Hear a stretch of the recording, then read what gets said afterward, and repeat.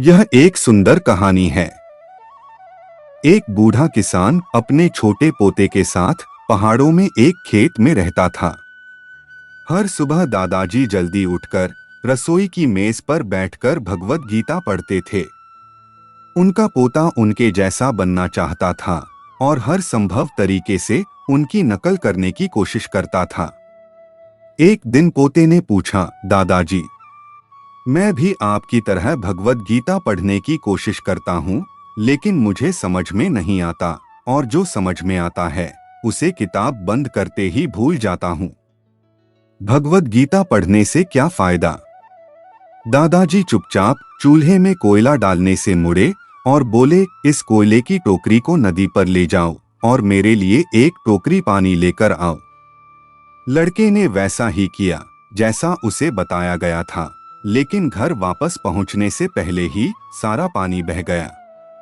दादाजी हंसे और बोले, अगली बार तुम्हें थोड़ा तेज चलना होगा, और उसे टोकरी के साथ फिर से कोशिश करने के लिए नदी पर वापस भेज दिया।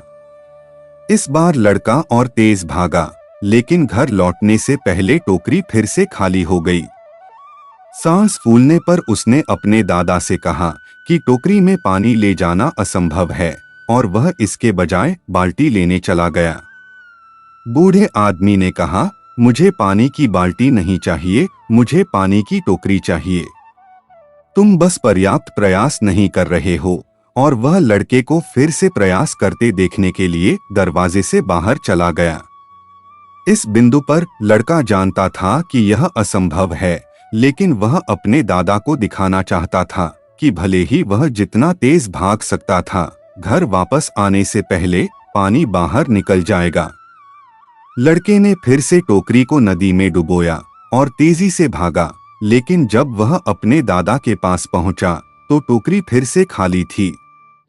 सांस फूलने पर उसने कहा, देखो दादाजी, यह बेकार है।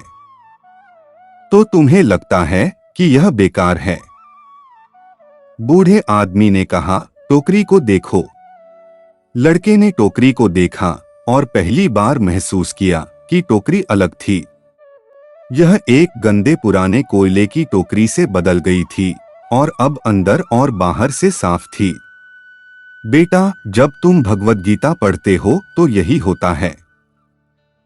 हो सकता है कि तुम सब कुछ न समझ पाओ या याद न रख पाओ, लेकिन जब तुम इसे पढ़ोगे तो तुम अंदर और बाहर दोनों तरह से बदल जाओगे। हमारे जीवन में कृष्ण का यही कार्य है।